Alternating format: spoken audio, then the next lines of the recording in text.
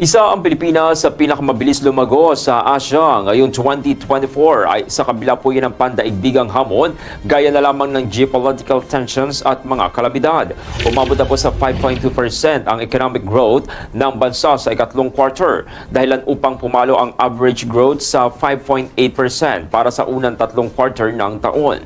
Naungusad po ng Pilipinas ang Malaysia na may 5.2%, Indonesia na may 5%, China na may 4.8% at Singapore na may 3.8%.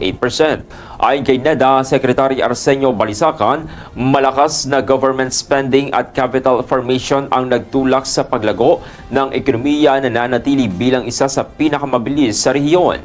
Sa kabila ng El Nino, La Nina at iba pang hamon, patuloy na nagpakita ng katatagan ng ekonomiya ng bansa, bunga ng dedikasyon ng mamamayan at mga polisiyang ipinatupad ng gobyerno.